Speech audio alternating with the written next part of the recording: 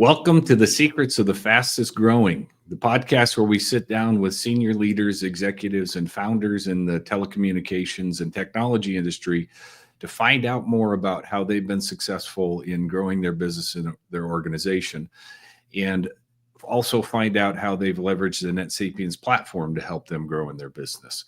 I'm John Brinton, Chief Revenue Officer at Crescendo. I'll be your host today, and I'm joined by Sean Torres, the CEO and founder of Intelecom. So welcome, Sean. Hey, John. Thanks for having me today, man. Yeah, great to be with you. And Sean, a lot of people in our audience may not know Intelecom, so why don't you just take a minute and tell them a little bit about your company. We'll get deeper into kind of the story of how you came to be who you are today, but tell them a little bit about the company today. Yep. We like to call ourselves a technology partner for our clients out there. We have three divisions. We have a voice division that was our original founding division. We have a managed service division that does managed IT contracts. And then we actually have a physical security division as well. They all three complement each other. We have I know we've served over 4,000 clients over the past 16 years. I started the company in 2009. We today have about 2,000 clients under contract and about 147 employees. And we are in 5 locations, physical locations, but have clients in 42 states. Wow. That's amazing. So your growth, you started in Louisiana. Are you mostly in that Texas, Oklahoma, Louisiana, Arkansas area, or have you grown? Where are those 5 locations you've got? Louisiana and Texas, and soon to be in the next 25 days, Atlanta. Wow, it's exciting. So expanding and growing. That's probably the reason why you're on the Secrets of the Fastest Growing podcast today. It's going fast, man. We're at 80% growth year over year. Wow, that's amazing. Now you're you've got quite a personality and you built a great organization. Tell our audience maybe a fun fact or something that people wouldn't just naturally know about Intelecom. Let's see. A fun fact. Well, I started. Besides the fact that you've grown 80% year over year. Yeah, you go ahead. I think a fun fact always is I'm the least technology driven person in the company. So I'm not a tech. And what I find interesting in a lot of these tech companies, the founder or the owner is very technical. Right. Now I know enough to be dangerous, but I'm definitely not the best tech that we have here. If I'm fixing your computer or your phone, we're in trouble. That's a perfect segue because I was going to, everybody loves a good origin story. And yes, I noticed that your degree is actually in marketing. It's not in technology. So, and you work, I don't want to tell your story, but you worked your way into this business by working for a wireless company while you were in college. So let's go back a little bit because that's, 80% growth year over year, 147 employees. That's pretty amazing. But let's get back to the Intelecom origin story. Just how did you get into this business? It's funny, John. I was telling some folks that this week I was hunting in Texas and they asked me like, man, how did you get into the tech business? And I always laugh, when Jimmy and I started this was supposed to be a communications expense management company. So like what we were doing is we were going after clients to save money on their cell phones and landline bills. And then we would take a percentage of the savings as a contract. And then we would be their telecom consultant. We were geocoding their bills to the different departments before we even knew what geocoding meant. Cause I didn't have an accounting background. Right. So that's kind of what started it, man. I'd gotten let go from Verizon and I didn't know what I was going to do. I had told my wife that I wasn't going to go back to work. I had got a couple of job offers. I was a really good salesman and I just kind of declined it and decided I was going to go out, and we were trying to come up with a name, and Jimmy and I were hanging out one day, and I was like, man, I guess, if we're going to be in the telecom space, let's be in telecom. Love it. That's great. So a couple of years out of university, Yep. working in the wireless industry, About a lost year your and a half, job. man, after I Yeah. graduated. So I was Wow. 24 when I started this. Right. I got a phone call that they were going to be downsizing the sales team, and I got let go. And it kind of shook my whole world. You know, I loved my job. I was a company man.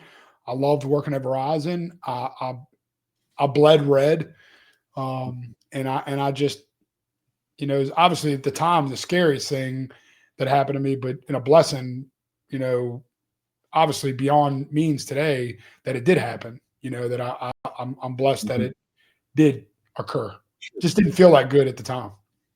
So you didn't necessarily always have the entrepreneur itch. Sounds like you were ready to start down the corporate path, and then that happened, and you know, totally changed your world. Yeah, I mean, look, man, I enjoyed sales. I believed in the company and what I was selling, and I saw myself into moving up the ranks. And I had been there for 6.5 years, and it just things were good. Like I had no reason. I was making money. I was good at my job, and I got let go. And then it just, I think that moment I realized that I never wanted to be in a situation where I was really good at my job, but got let go because of decisions that were going on in the company. I understand it, right? Today, I understand what and why they did it. But I also wanted to control my own fate and destiny, I guess you would say. Oh, I love it. And then this evolution from technology, expense management, geocoding people's bills, things like back in the wireless day when you paid by the minute, to kind of becoming a 3-pillared technology company. Walk me through that a little bit. So, John, what happened, man, is in 2009 was our first year in business. We got started in about April, May timeframe. That year we did $8,400 in top line revenue. Obviously just trying to figure it out, get things going. 2010, we did 64,000, but probably about mid-year 2010, like I started to recognize like, maybe this isn't for me. Maybe I'm not an entrepreneur. I wasn't making any money. I was selling T-shirts at Saints games and just trying anything I could do. I was selling supplements online. I had a gym. So I would find ways to buy hot supplements that I knew that I could get my hands on, and I was putting them on eBay, and just really wasn't working out for me. If the vending machine had a good month that month at the gym, we got to eat a better, maybe we went to Chili's for dinner instead of eating ramen noodles, So you were an Applebee's on a date night guy. Yeah. Oh yeah. So it what ended up happening is I had a client in REC Power Systems that called me and said, "Hey, I want to buy a phone system, and you're my telecom consultant. Go out and get me quotes." So we started going out and getting quotes on a phone system. Knew nothing about phone systems at all. I knew what a phone system was, and called a couple companies, and I remember going back to the gym one day. Me and Jimmy were at the office, and he says, "What if we sold him the phone system?" And I remember thinking in my head, like, we don't know anything about phone systems. How are we going to sell him the phone system? And Jimmy's like, "Look, man, I did some research, and we can go get certified on this phone system and sell it to him." So I drove to their office and walked in the door, and I asked Mr. Bryan, I said, "Hey, Mr. Bryan, what do you think about buying that phone system from me?"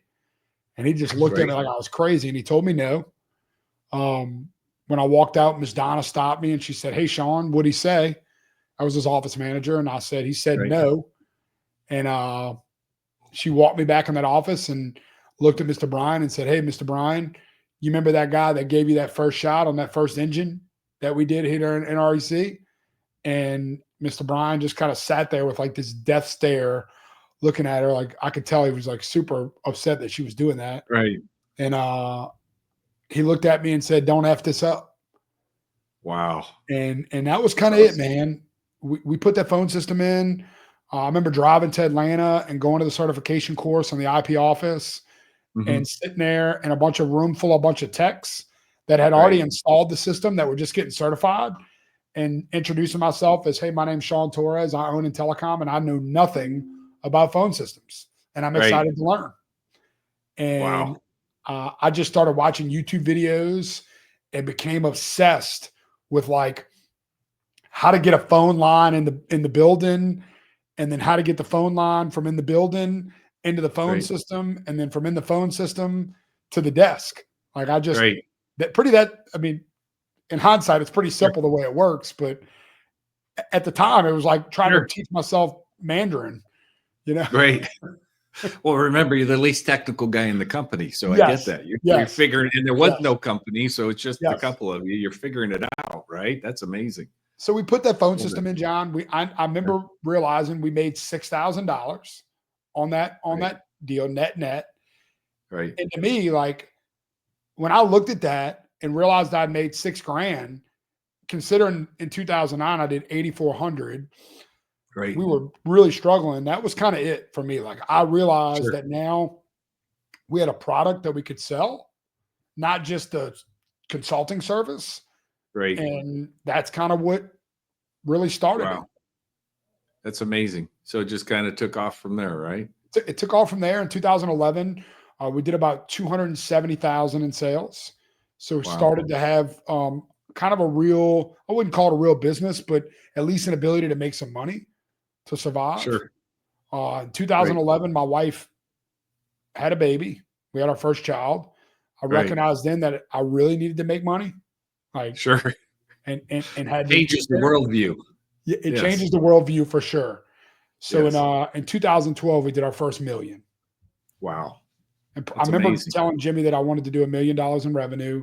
And I remember him asking me, like, man, how the hell are we going to do that? And I just took 1 million and divided it by 12. And I knew I Right. needed to do $83,333 a month. Right. That's awesome. That's And that's awesome. kind of I what, one thing I'll say, you're probably one of the most goal-oriented people I know. So yes, that yes. probably tells you just kind of, once you figured out the path, and you kind of got the vision for it, you guys just did it. Yeah. John, I try to tell people all the time, like, I think you have to dream big and you have to think big. And if you're willing to think big and really believe, and I know this sounds crazy, man, and I've had a lot of people tell me over the years that I'm crazy, but like when you think big and really put your mind to something, like I'm a true believer that you can do anything. You Yeah. know, um, I think that's just part of it. I never forget, man, coming through the ropes and trying to get this thing off the ground, and my wife telling me I needed to go get a real job, and really having this pressure like that to provide, man. I mean, we all want to Right. provide for our families, you know. Sure.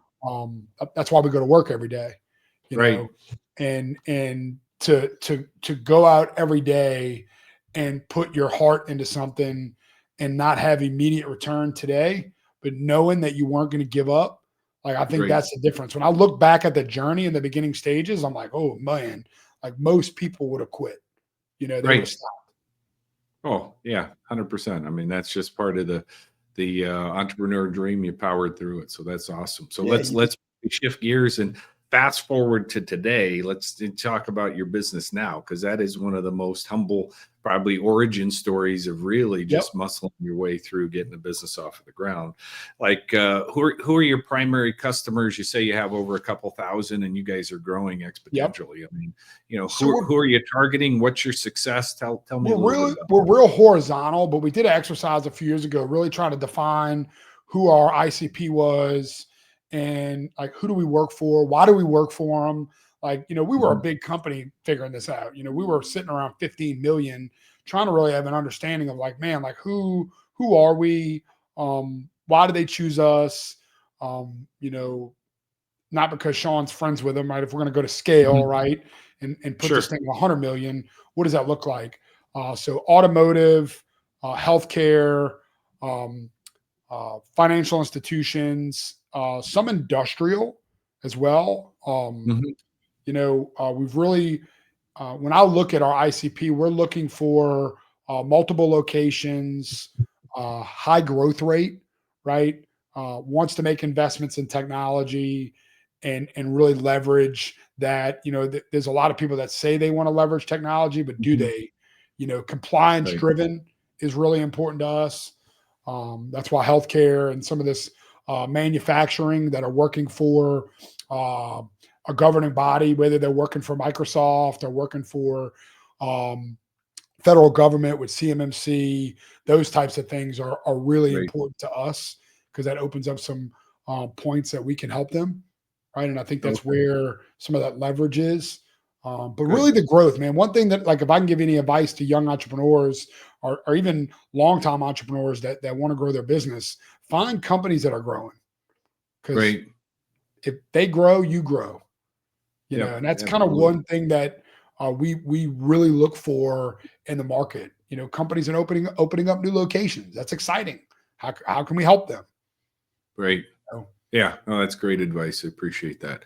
And then you're pretty, you're invested in your community. I know you guys are active in the big communities time. you serve. Tell me a little bit about that. So we started a nonprofit called Community Wins. We wanted to give back to the community and into local nonprofits that ran into hard times and raising money, all the way into just recently we made a huge donation to we had a police officer in our community that got killed in the line of duty, and we had raised a bunch of money and donated a bunch of funds to his wife and children. Mm, So anything we right. can help out with, man. I've always been one. I look at serving the community. One of our core values is win, win, win. Hmm. Client wins, company wins, community wins. And the Right. more Wow. that I've just looked at it like this, John, the more that I've put into the community and serving it and supporting Mhm. it, the more that they've poured into us. So, Right. and I think that's as leaders of organizations, I think it's up to us to want to give back and want to help. We all go on this journey to make money, right? Sure. And money's a very powerful thing. But you start to recognize as you start to grow that there are people that are in more need than what we Right. are for it, and we want to be able to help them, Right. and Yes. those things do a lot of good in the community. And you start to recognize uh, we're not just selling phone service. We're Right. not just doing IT work. We're actually saving lives and doing real things in the community. So Right. I think that's That's really great. important. And you think through it. I mean, the investment. I got to ask you, Sean. Did you ever think nearly 150 people's families would have their livelihood based on the business that you started back in No, 2009? Yeah. no, not then. But I will say, man, as I started to really get into being a leader, and started to really develop myself, John, and work on me, I started to Mhm. recognize how important it was to like have a vision and have an understanding. And like I could literally sit there at times and like I remember when we had like 30 employees and like I'm standing up in front of 30 people telling them about our quarter and how we did. Like I started to visualize it Right. being in front of 300 people and Hmm. like put myself in, like, I know this sounds crazy, man, but like sit in a room and close your eyes and like visualize that, Right. and what does that feel like, and Hmm. I will say, man, I think that's the funnest part about this is the people. Like, Right. I just was doing a sales training with my sales team. Um, I go in every month and do like a hour and a half sales training. Obviously, I'm Hmm. super passionate about sales, and as I'm talking through it, I started talking about like self investment and making investments in yourself. And I think a lot of people in the workforce today, like, they don't do that. They don't go home Right. at night. I mean, John, how, Mhm. how much have you invested in yourself? And Right. look at the career you've had. I mean, everywhere you've worked, you've been an executive, a VP, Mhm. CRO of a great company. Like, you didn't get Mhm. there by just doing your 8 to 5. Nope. you No, know, it's a lot of extra work, and I appreciate that. I think that's great coaching, right? As you're working with younger people coming up in your yes, organization, and it's really building the future of your yes, organization, yeah. as well. So it's a great That's one thing investment. that we got hyper focused on, man. To build growth was really developing our people internally, because I think that's where a lot of owners and leaders, it's real easy to get caught up in like growing, right? We just want to grow. We want to grow.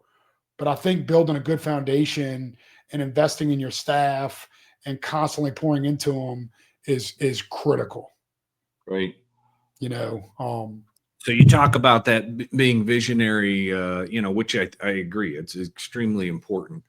let me switch gears to kind of the industry. What are some of the trends that you're seeing in the communications industry today, and how are things changing? Man, it's changing fast, especially with AI and all this integration that companies want. They want integration into their PSAs and ERPs. They want the data, they want the analytics, and they want all the information really fast, and summarized and Right. picking it apart. I think that you're seeing a lot of consolidation in the space, but you're also seeing, which is strange to me, what I'm starting to see is like you're seeing a squeeze from a cost perspective. Like they want to spend less and they want more feature functionality today than Sure. ever, especially right now. So I think it's a Right. good time right now where we can reset the bar on that some, Right. because I truly believe that, look, we all go in business to make money. No one goes in business to save money. And we Right. all know as leaders of companies that it takes money to make money and you have to invest it. So I think as you really start to look at the communication space and really start to leverage that tool, because I'm going to tell you, man, we as businesses spend millions of dollars for a conversation. Sure. Absolutely. And Yes. for people to say that the phones are going away, I disagree with that comment. Right. Like I don't see that going away. I think I'm seeing more of folks leveraging back into that today to have real conversations with their clients, to think Right. about the client. What is the client experience like?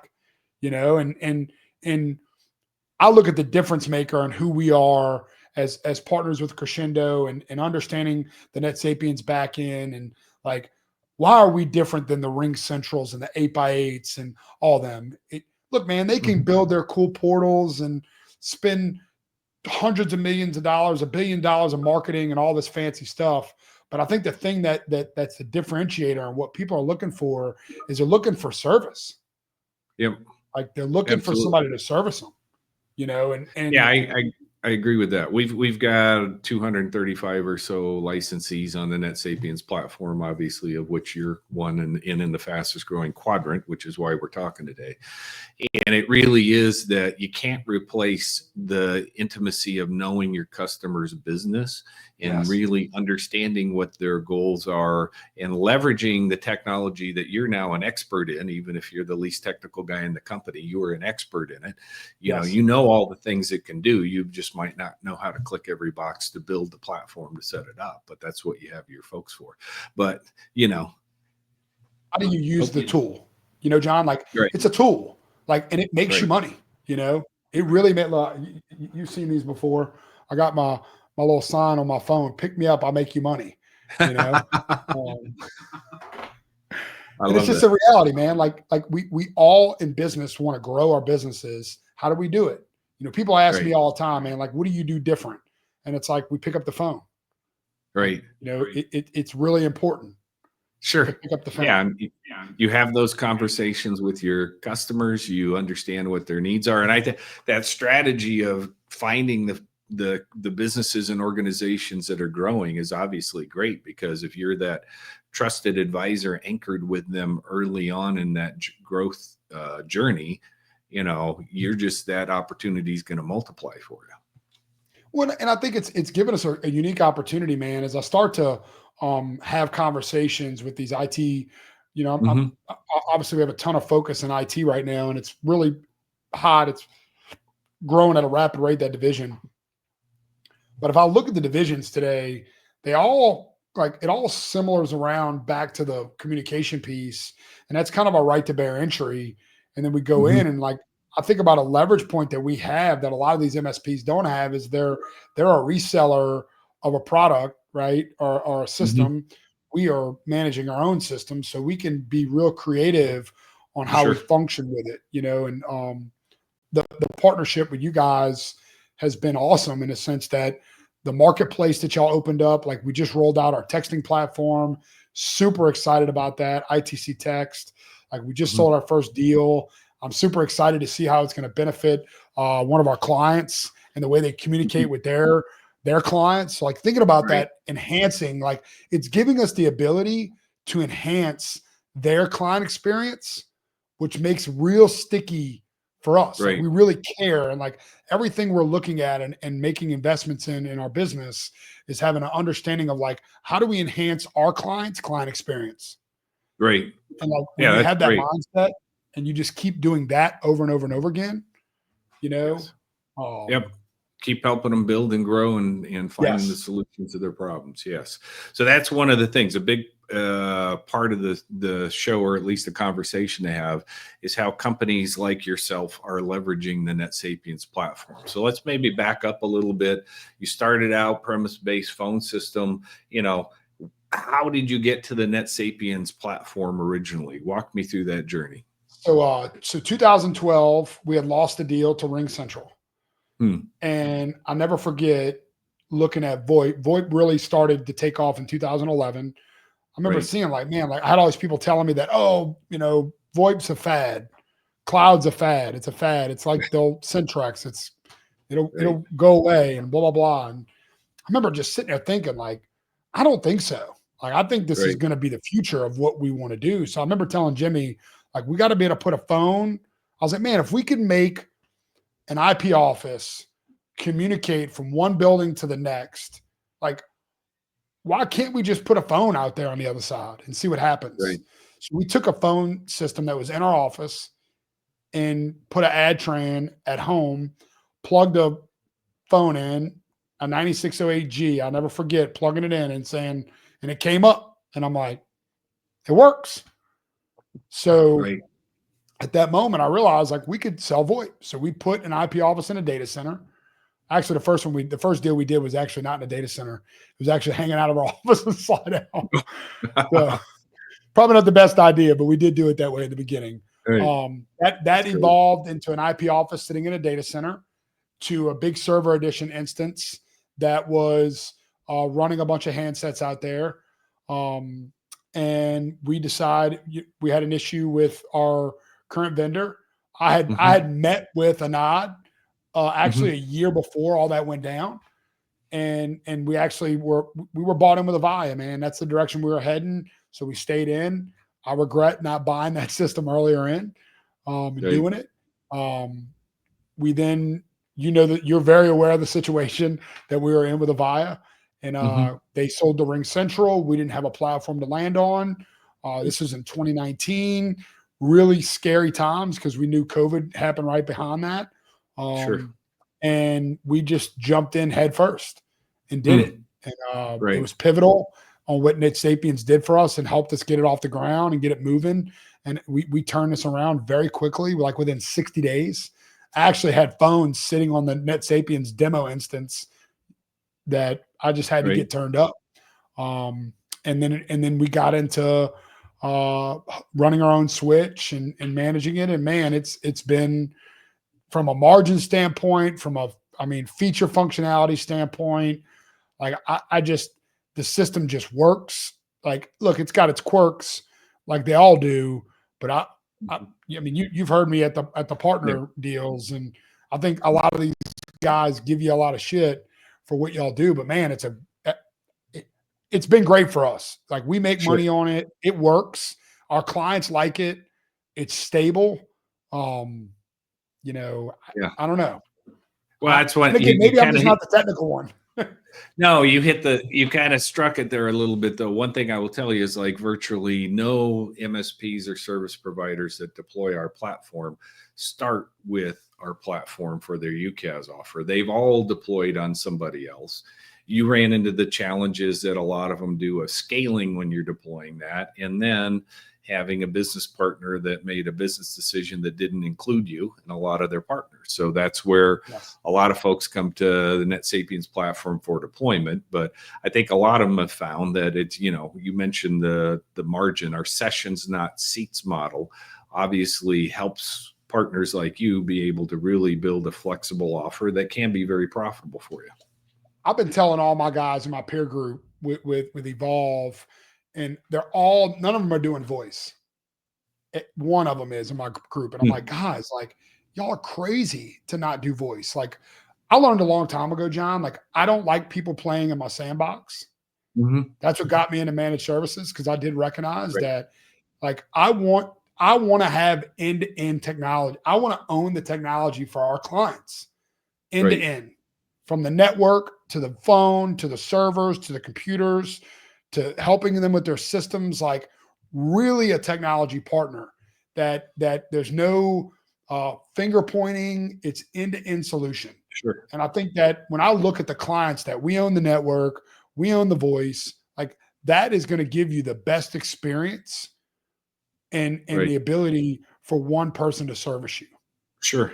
So that foundational service of being able to provide the unified communications as a service or the voice services, you've now built, and that's part of your secret of growth, is you've built on that, adding these other planks to your business, to Yes. basically to the offerings you've got in the market. And sounds like that not only helps you grow your business exponentially faster, but it also helps you retain your customers because you control all those other things too. Yes. Yes. Well, Right. I know this, man. One thing that I've learned over the years is voice will expose a bad network faster than anything else. Right. So that's what got me into the managed services side is I was putting out phones and like, here was always my theory, John. If your phones don't work, you're not going to pay me. Like that was Right. always my theory.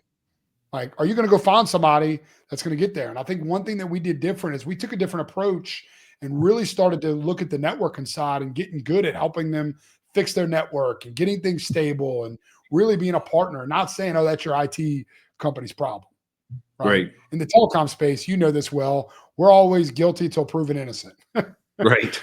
Not innocent Yeah. until proven guilty, right? We have to always prove ourselves, right? So that's where I brought a network engineer in. I hired my own engineer. We started working towards, because at the end of the day, my theory was if your phones work and everything's stable, you're going to pay me and you're going to stay. You're not going to go Right. switch.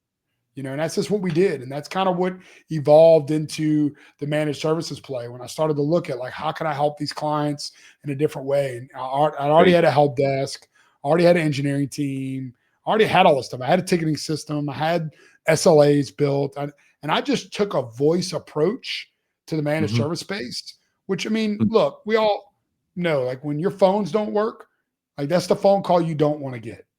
Yes. Like it's Yeah. never a good one. Yeah. So like that sense of urgency, if I had to ask like what caused some massive growth and scale on the managed services play, it was taking that approach, Hmm. taking that different approach of like, we are going to make things a priority. We're going to have a Right. sense of urgency because you never know, man. A fax machine at one office may not be as detrimental as a fax machine at the coroner's office that's got to send a medical record or a death certificate to someone that's trying to make an insurance claim so they can move on with their life, Right. right? And having that Sure. sense of urgency and knowing that is crucial and critical. Right. And owning that experience for your customers, and then Yes. obviously them knowing that they can rely on you to be as responsive to their needs Yes. as you are. Well, Any and I think it's specific, also about having good partners, man. And look, I'll tell y'all, like I said, I think that you know me, John. I'm a straight shooter. I don't Mhm. bullshit anybody, and I think y'all have been great partners for us. You know, Good. y'all have listened when we've needed help. You've helped us. It's like I said, it's been huge. It makes up a huge percentage of my business today. Right. And it's just been a good partnership. And I think leveraging good partners, Avigilon's been the same way with us, and having good partners out there and really having a relationship with your vendors is Sure. crucial. I think that's critical because I think it is a partnership, right? It's a Right. two-way street. I'm a firm believer in like you get in what you put in and Right. really digging into your partnership is important, right? And I think Yes. that's where one thing that we do well here at the company is we don't do well in transactional business. Sure. Sure. We, Yeah, I we mean, you're kind of hit it on the head there. It's what you do after the handshake, right? How does that yes, business relationship evolve over time? I appreciate the kind words about Crescendo and the NetSapiens platform because we really do value our partners. We're growing. We continue to grow at a rate of double the market, but that's because of entrepreneurs like you and others who are taking our product, making it an ingredient brand in Intelcom. People are not buying NetSapiens, they're buying Intelcom and the services that you offer around it. And our job is to give you the tools you need to make that the greatest service that you can offer your customers. But I think you've done a good job understanding that, man. I know this. A lot of manufacturers out there lost sight of that. And I think we all, right, as service-based companies, product-based companies, whatever it may be, we cannot lose sight about our client. And it's really important. And I think that's where I've watched vendors like lose sight of the client, and the client is the integrator, right? They're the integrator. You said it. They're not buying NetSapiens. Nobody says, "Oh, look, we go through that in our pitch and discuss the platform that we ride on." But like, they're buying in telecom. They're buying the your client is that, and I think that's where the client experience is everything. To me, if I look at it attributed growth here, it's about the experience we give to our clients. And we know when we're wrong. We own our mistakes. We work towards a resolution in a very timely manner. We're very vested in the outcomes that they're looking for. You know, people buy outcomes. Right? I always tell my sales team, sell holes, not the drill bit. There you go. I love that. People buy holes. Yeah, you know? Absolutely. They want the outcome. They want the finished product. Okay, so that's a lot of good information. I didn't tease out of you, and maybe it's the degree you're willing to share, but you talked about that, like, you know, whatever, first year of barely getting by, the first year of $1 million. So how, you know, what neighborhood is the Intelcom empire in these days, Sean? 45 million. 45 million. Wow. 45 million. Yeah, that's amazing. It's moving at a rapid rate, man. I look back in 2019, we're an $8 million company. So we went from 8 to 10, from 10 to 16, from 16 to 20, from 20 to 30, from 30 to 45. Wow. That's amazing. So we'll be on pace next year for 60. So you're obviously investing in tools and technology that can help you scale at that rate. The NetSapiens platform's obviously part of that for your voice services, so allow you to scale. What are some of the other tools that kind of you guys use in the business that are important to you from a technology perspective? We're a big ConnectWise shop. So ConnectWise runs our PSA in the back end. We're really leveraging some really cool tools right now and with AI. There's a product out there called Zophic, and it integrates with your PSA, and it looks at all of your history for your client base and your documentation library.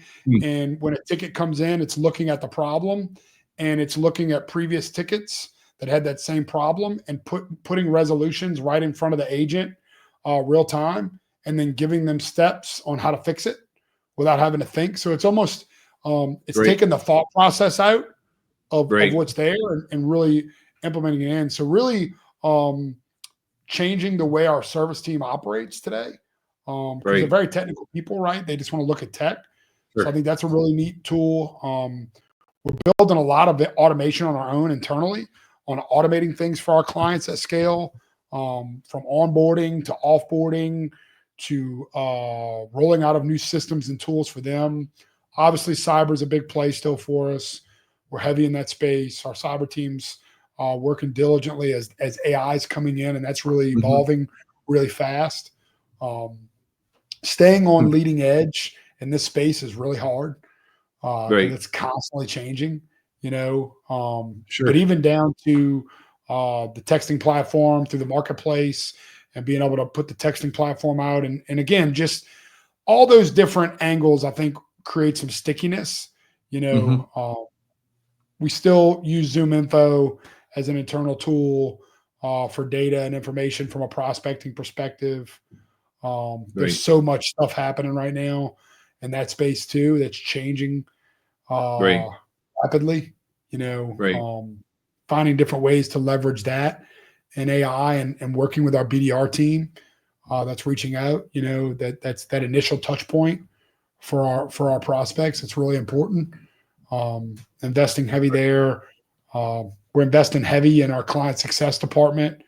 It's been the biggest investment that we have because I really think that enhancing that in client experience to manage attrition is Right. key. Right, it's inevitable. You're going to have some attrition as you scale. So really focusing in that client experience. Lauren runs that team. She's doing a phenomenal job. That whole group has done incredible for this company and have been really pivotal for what we are and what we're doing, and really building roadmaps for our clients and really taking what does that journey look like, and how are we going to leverage technology inside of your business. I think that's really important. I think every owner or CEO or executive, I'm sure you do the same thing inside of Crescendo, is like, how do we leverage technology to improve the way we operate, get more sales, have more conversations, enhance the client experience so we don't have attrition. All those different things I think are really, really important. Yeah, one thing, because I'm with you. You talked earlier about kind of the doing your homework, at night or outside of business hours. But as I've known you to be somebody that's always interested in, the evolution of things that are new, or ways that you can really leverage and be a learner within your business. I think that's just a mentality that it's part of our responsibility as leaders to be able to understand what those trends are, understand what the tools are out there, leverage the wisdom, because a lot of great ideas obviously come from your employees like they come from ours, right? How to be open to those ideas that people present and leverage them. Has there been any really impactful operational strategy that you guys have kind of developed or deployed over the last couple of years that kind of mirrors what we were talking about? Oh yeah. It was interesting, man. As we started to scale, John, we started to recognize we were having issues in service. And I hated that, man. I hated the fact that I was hearing from clients that we suck and we need to service better, and we need to be better at servicing our clients, and just listening, looking at CSAT, having an understanding. I mean, look, I don't want to be ignorant to the fact that, like, when we saw that, like, it was purely growing pains and us scaling, but clients don't really care. They want to get the service that they're paying for. And I agree.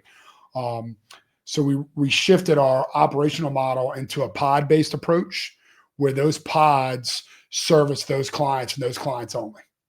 So they get to know their client intimately. They're partnered with a client success manager that's managing that book of business, and really almost building mini business units, many businesses within the business that are servicing that base. They get to know, like, it's interesting, man. Like, if I think about some of our big clients that have, like, we got a client at radiology, they're an imaging center.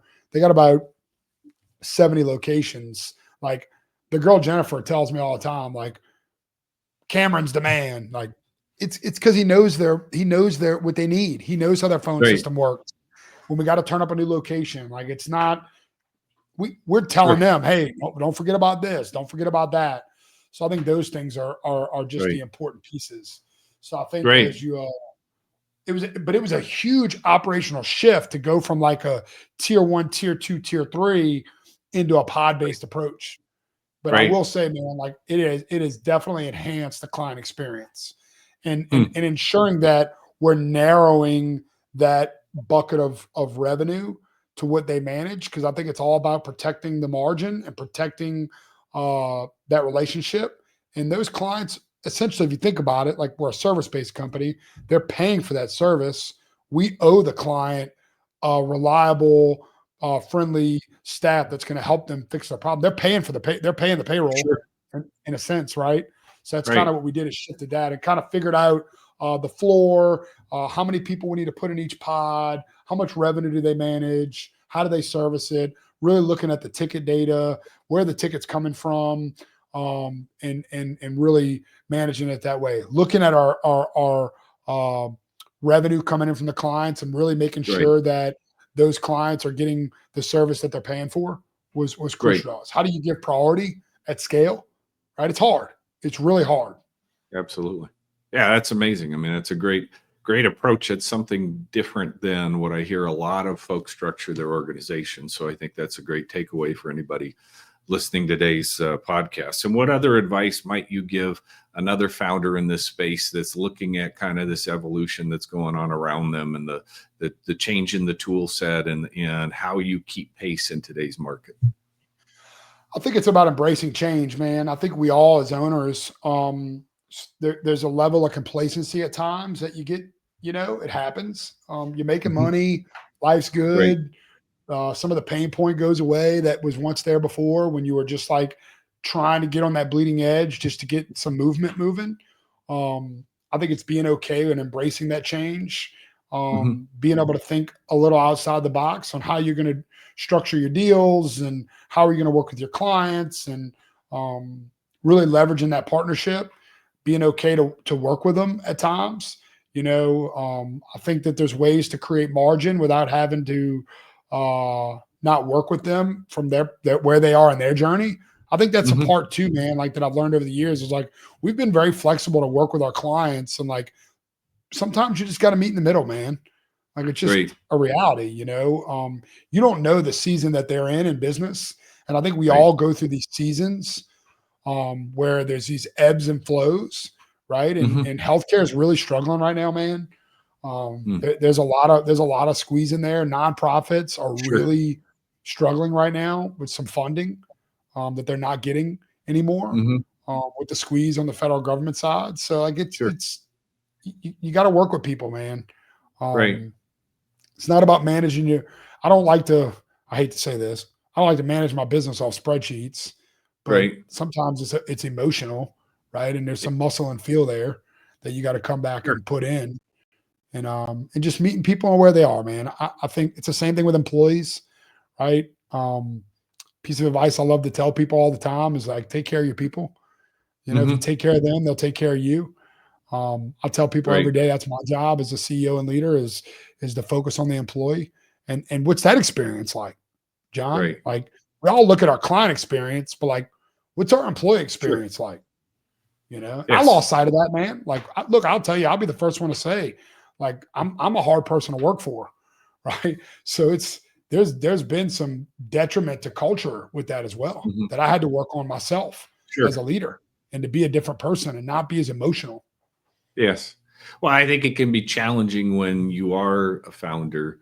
You have a definitive vision about how you would like your company to work and the world to work.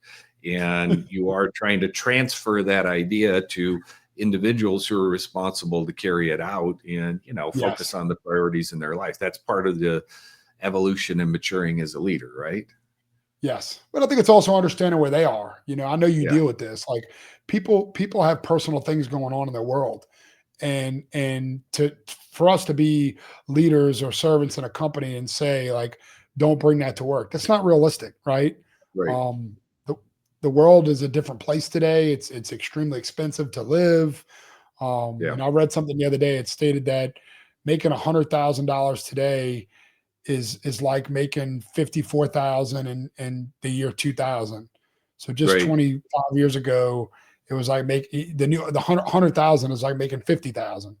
So we got to Sure. recognize that, and like how do we elevate our staff to a different level, and it's like how do we get them there, right? It's Right. it's we all have the pressure of we got the client squeezing us for cost, we got the employee wanting more money, like and like it starts to offset, right? So what do you Sure. do? How do you find those happy mediums? How do you work with people and build development programs for them to be able to earn? I'm a big believer in earning your money, but Hmm. how do you do that? Building Right. building the platform and the ability where it's there, it's cut and dry on what to do. It's funny, the other day I was talking with some folks in my engineering department, and one of them had reminded me he wanted to make more money, and I had to remind him, like, "Hey, man, didn't I ask you to take that Microsoft certification?" And he's like, "I did." I was like, Right. "Oh, did that get done yet?" And he's like, "You're right."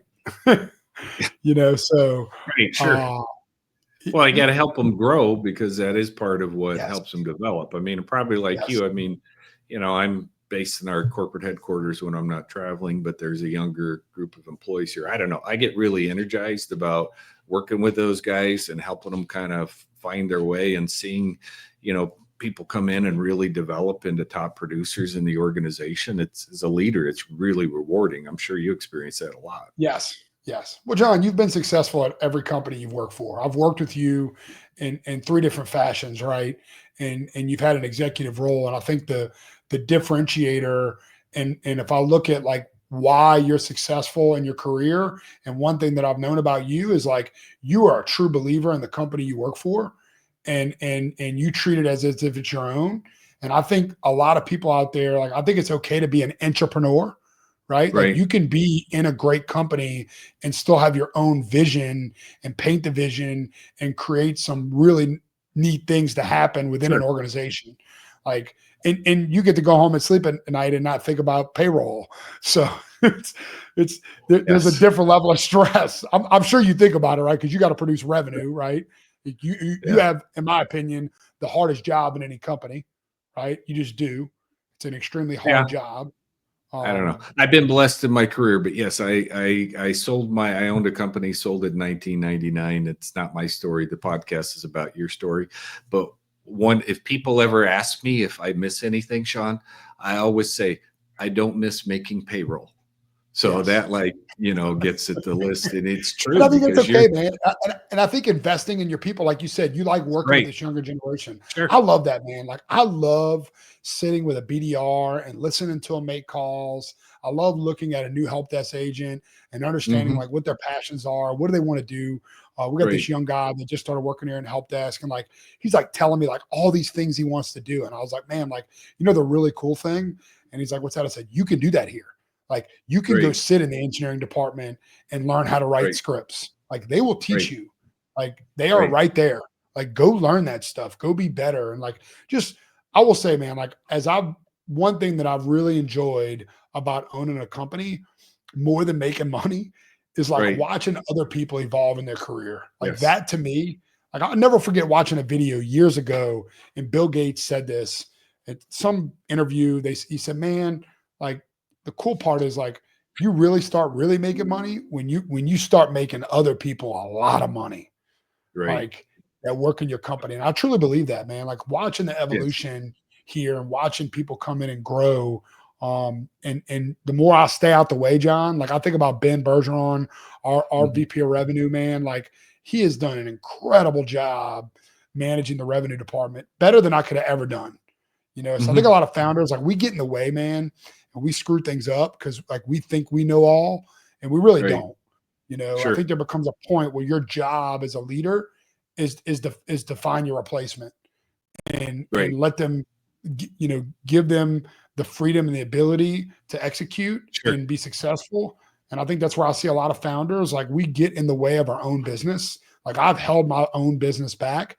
And the more that Hmm. I've gotten out of the way, John, like the more Right. it's really grown and flourished. And that's like a double-edged sword because that there becomes this emotional part as a Right. founder and leader. Like you almost work your way out of a job and what you're Sure. doing and like your relevance in the business, and your relevance is just in a different way.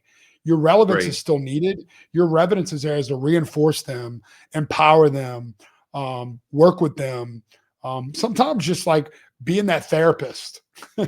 And like Right. I'm sure you do it, man, with your team. Like when you're sitting down with them and say, "Hey, man, what's going on?" Like and I, Yes. I look back to the days like where I was like pushing people and like I was like this enforcer of a leader. And I'm not saying there wasn't a time where that needed to be that way, but I also Right. have recognized the more that I've become a more empathetic leader and working with people, the more success that I've seen come out of my business. You know, Yeah. because the That's, I hammer mean, doesn't always work. yeah, well, I would say maybe the way to say it is I resemble that remark. Yes, I agree with you 100%, Sean. And I think that for a wisdom for other founders and things is really something to think about. And the nice thing is you develop those leaders over time, and it means you get more of your time back to invest in the other areas of your business that you need to, like you've had a significant geographic expansion over the last 2-3 years. Yes, And if you were back in the needing to control and needing to do everything days, you don't have the opportunity to do that. You can't you execute, don't. right? You don't. Yeah. Yeah. Stay out of the day to day and trust your people. value their opinion, be willing to listen, give them the ability to create change and do things on their own. I think that's okay. Look, I think it gets hard, especially as you get bigger, because your job as a leader, and I'm sure you deal with this some days, John. You hire these really smart people, and we go in a room and have a conversation about something, and you're like, holy moly, like they're looking at me for the answer to this, and they're way Right. smarter than me. Right. Like it's like you're trying to find a way to like navigate that. And I think I think it starts with confidence in your ability to lead, um, confidence to empower your team and what they're doing. Um, you know, paying them good money, paying them a good wage, Hmm. sharing the financials. Like we've shared our financials with our company from the beginning. I think we're very transparent about it. That's not a secret. Right. We want them to see what's going on, and what's happening. We want them to see the investments we're making in the company and what it's done for them. Because I Right. think us as leaders of a company, like we owe our staff growth. Like we owe Sure. them that, because if Yeah. not, they won't stay. They all come here with an ability, with a career track and growth. They want to learn, they want to do more, and even if it's not going to be here, man, like we're making investments in people, and like they're Sure. going out even into other workplaces and making huge impacts, man. And that's okay. Right. Like that's part of the journey. Like I used to like get all butthurt about that and like, oh, look, of course, John, I want everybody to stay here. Mhm. I wish it would work that way, but that's not always realistic. And Sure. as long as we're doing our job and making sure we're putting our first foot forward and educating our team and keeping them on the edge and making them better every day, like, hey man, that's the least we can do is if the time they spend here, whether if it's 2 years or 20 years, impact them Sure. in a positive way.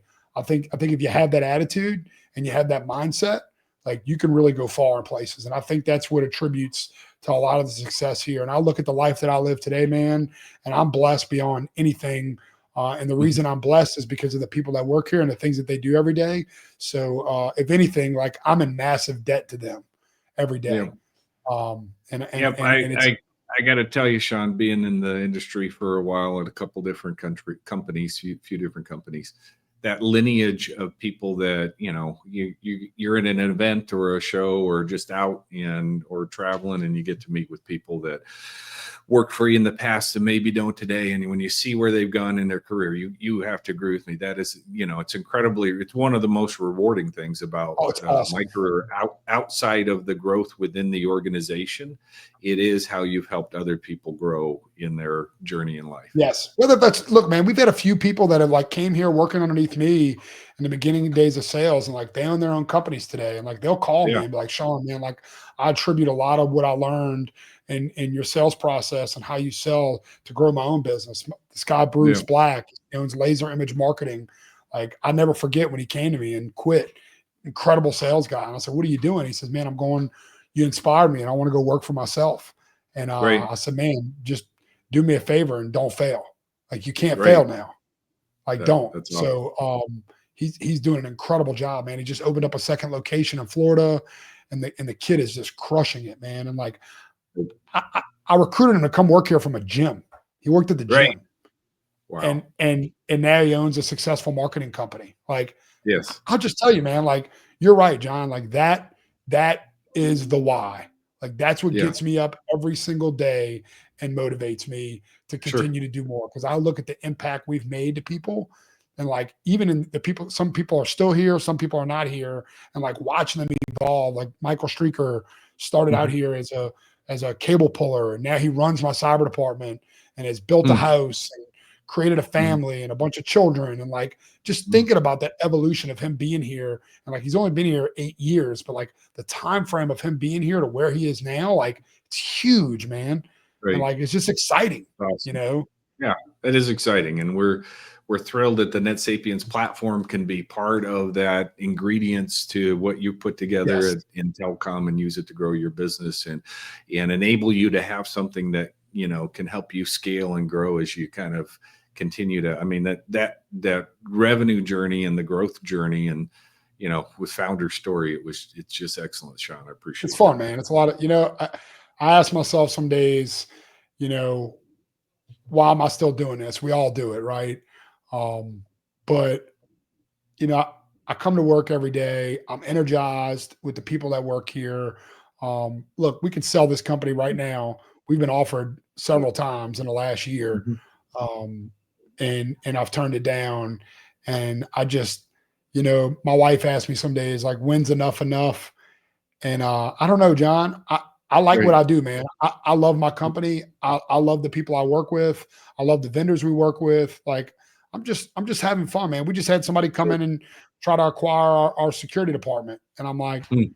like it's worth a lot of money, but I'm just like, I look at all these Sure. people that work, I look at the people that work in it, man, and like Right.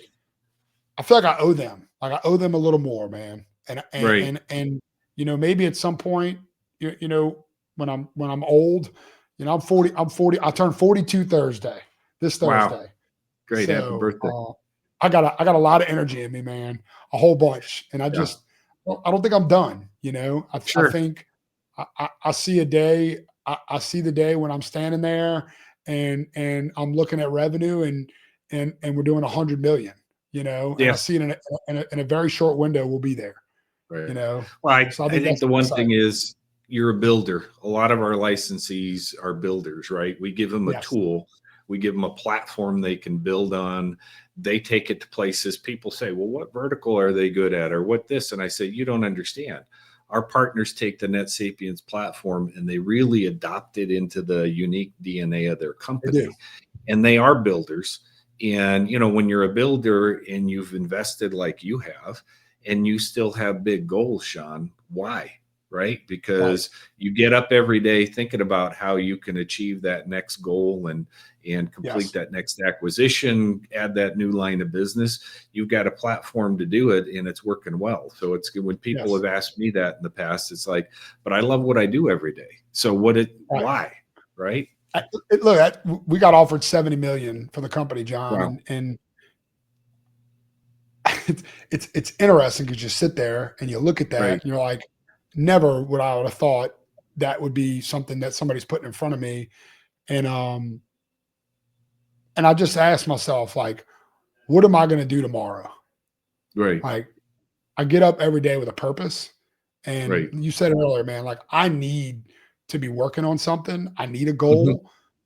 To me, it's been, we have been in business for 16 years, and every single year has done more revenue than we did the year before. And like Wow. that to me Yeah. is something I stand my foot on. Like this isn't a fluke. Like Sure. this is almost 2 decades of consistent growth year over year over year over year. And that to me is like, man, it's so much fun. Like Yes. it's just like we're starting to plan right now for 26. And like as I sit down, I look at it, I'm like, man, there's no way we don't hit 60 million. Like there's no way, Yes. even with no acquisitions. Like so, it's just like watching it compound and like Right. looking at that, man, and like some of the clients we're working for, there's some badass companies doing some really good work, and like just thinking that we're a part of their business too. Like that's exciting, man. Like Right. that's what's fun. That's awesome. I love going to their grand openings and seeing their facilities and seeing the mission that they're on. And we may just be a small chunk in their little Mhm. world, man. But at least I know that we're a part of it. You know, Yeah. I think Well, that's what's we exciting. appreciate the NetSapiens platform being a small Yes. chunk of your world too and your Yeah. loyalty. Yeah. But what final thoughts? Any other secret of success you'd like to leave our audience with? John, I think, like I said before, man, it's pretty simple. I think if you wake up every day and you give it your all, and not every day is going to be perfect, and not every day is going to be successful. But if you go in and you give it what you can give it, like I think that's a true testament of what you will become and what you'll be. And there's plenty of days, man, and I wake up and I don't want to do it, but I turn my bitch voice off and I focus on the things that need to get done, and Yeah. I execute, man, and I do it every day, and I believe in where I'm going and what I'm capable of, and I think that's the key, man. Is just believe. If I give anybody advice, it's believe in what you can be, and work Right. towards it every single day. And we all know when we're giving it effort and when we're not, and we're going to have off days, and that's okay. Come in the next day re-energized and just focus on what you can do to be successful. And we owe that to our clients. We owe that to our employees. We owe that to our families. And we should want to be better every day. Yeah. I don't know. I'm a big believer in 1% better each day. Yeah. I appreciate that, Sean. And this is John Brinton. I'm CRO at Crescendo. This has been The Secrets of the Fastest Growing, told from the perspective of Sean Torres, founder and CEO at Intellicom. So thanks for joining us today, Sean. We appreciate it. Yeah.